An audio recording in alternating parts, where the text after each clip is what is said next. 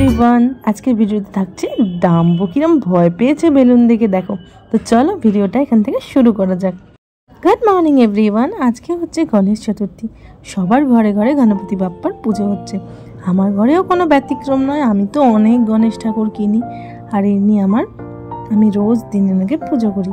তো আজকে সবার ভালো করে দিনটা শুরু হোক, সবাই ভালো থেকো, সুস্থ থেকো, আর খুব ভালো করে গণপতি বাপ্পার কাছে মন থেকে প্রার্থনা করো। তো চলো ব্লগটা পুরোটা দেখতে থাকো। লাস্টে আছে ডাম্বোর দুষ্টুমি, পুরোটা কিন্তু অবশ্যই দেখবে আর চ্যানেলটাকে সাবস্ক্রাইব করে আমাদের পাশে থেকো।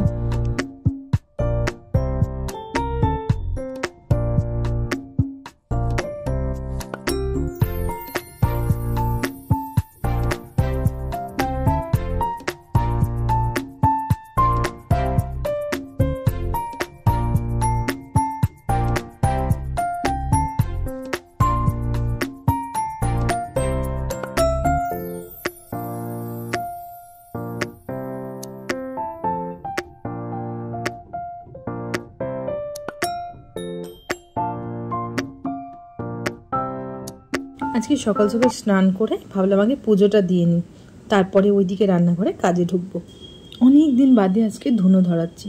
এই ধূপ ধুনো দিলে ঘরটা কিন্তু এত সুন্দর স্মেল হয়, খুব ভালো লাগে আর মনটাও বেশ শান্তি লাগে। পুজো করা তো তাই না, আসলে মনের শক্তি বাড়ানো। ও সকাল সকাল বাজার গিয়ে সমস্ত জোগাড়জান্তি আমাকে করে দিয়েছে।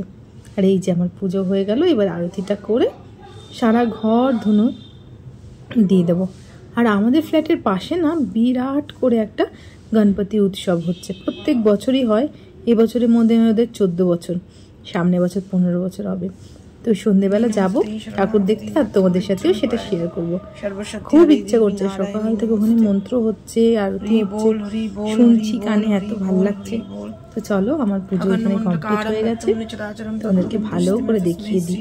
আমার গোপুসোনাকেও আজকে সকাল সকাল স্নান করিয়ে ড্রেস চেঞ্জ করে দিয়েছি। আর দেখো একটা বড় পদ্ম ফুল এনেছিল গণেশের জন্য, তাই ঠাকুরের কাছে সেটা নিবেদন করলাম।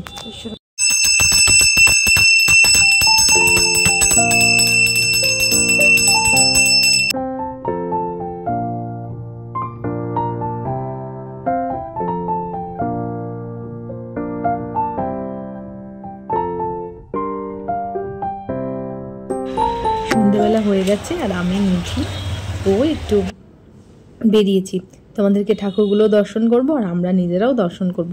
আর এখানে কিন্তু ভোগ বিতরণও স্টার্ট হয়ে গেছে। আমাদের পাড়ায় এখানে খিচুড়ি ভোগ দিচ্ছে, কিন্তু এত লাইন দেখো, আর কি সুন্দর করে লাইট দিয়ে পুরো পাড়াটা সেজে উঠেছে। জাস্ট আমাদের ফ্ল্যাটের পাশেই এই পুজোটা হচ্ছে। এই যে লাইন দেখো কত বড়, ভালোও লাগে কিন্তু আমার এই লাইন দিয়ে খিচুড়ি খেতে। তোমাদের কাদের কাদের ভালো লাগে প্লিজ কমেন্ট করে জানিও। আর ছোট্ট মধ্যে একটু মেলাও বসেছে, কত মানুষ দেখো, কত আশা করে থাকে না এই পুজো আচ্চাগুলোর জন্য। তাই জন্য এই বছরে কিন্তু একটু থমথমে পরিবেশটা, কিন্তু তাও এই প্রত্যেক বছরের মতোই তো দেখছি সব কিছুই করছে, কোনো কিছুই বন্ধ নেই। জানি পুজোটাও সেভাবেই হবে হয়তো, দেখা যাক। কিন্তু এই মানুষগুলোর জন্য বড্ড খারাপ লাগে। দেখো আসর পেতে বসে, কটা আর বিক্রি হয় বলো, কিন্তু আশা নিয়ে প্রতিদিন এই মেলাতে ওরা সাজিয়ে বসে, আবার নিজের মতো করে উঠে যায়। তবে কিছু তো সেল নিশ্চয়ই হয়, না হলে এখানে পূজা কমিটিও তো ওদের কাছে টাকা নেয়। চলো, সবাই বলছিল যে খুব সুন্দর হয়েছে এবারে ঠাকুরটা। ঠাকুর তো সবই সুন্দর, কিন্তু মনে হয় যেন প্রত্যেক বছরই যেন কিরকম অন্যরকম লাগে। এই যে ঢুকি আমরা, চলো।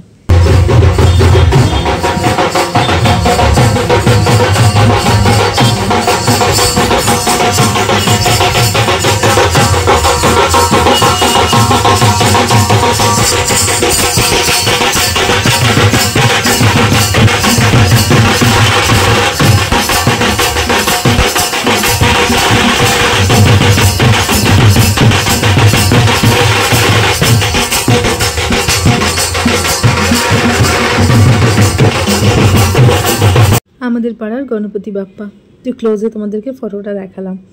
তো চলো, আমাদের পাড়ার ঠাকুর কিন্তু আমাদের দেখা হয়ে গেছে, প্যান্ডেলটাও সুন্দর করেছিল। আর একটা খদ্দা ব্যবসায়ী সমিতিরও ওখানে বড় করে পুজো হয়। চলো ওই ঠাকুরটাও তোমাদেরকে দেখাই।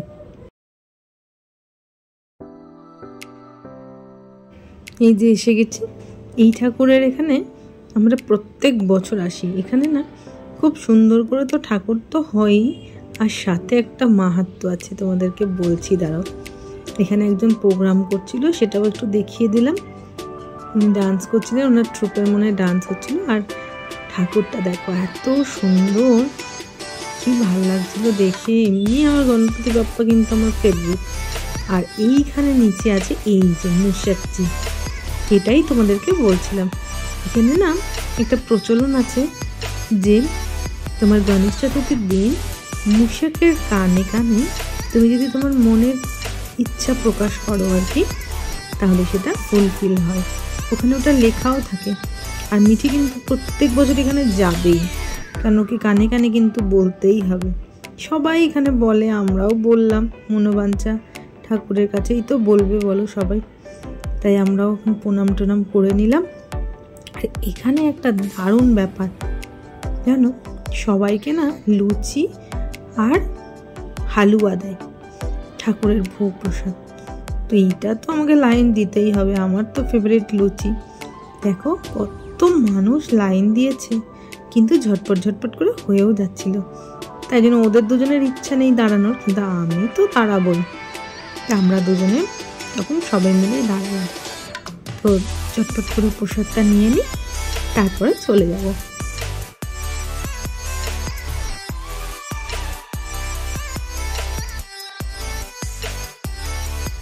প্রসাদ নিয়েই কিন্তু আমরা বাড়ি চলে এসেছি। বেলুন থেকে ডাম্বুর জন্য একটা বেলুন আনা হয়েছে মেলার থেকে। এবার দেখো মিটি, দেখা একটু ওদিকে নিয়ে গিয়ে।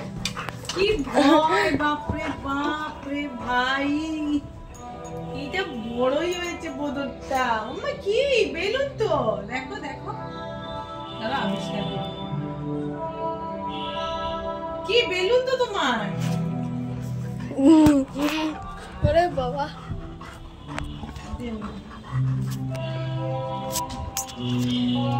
তোমার জন্য বেলুন এনেছে না, তুমি ভয় পাচ্ছ কেন শোনা? বেলুনে ভয় পায় বলো? কেউ ভয় পায়? মায়ের কোলে চলে আসলে হয়?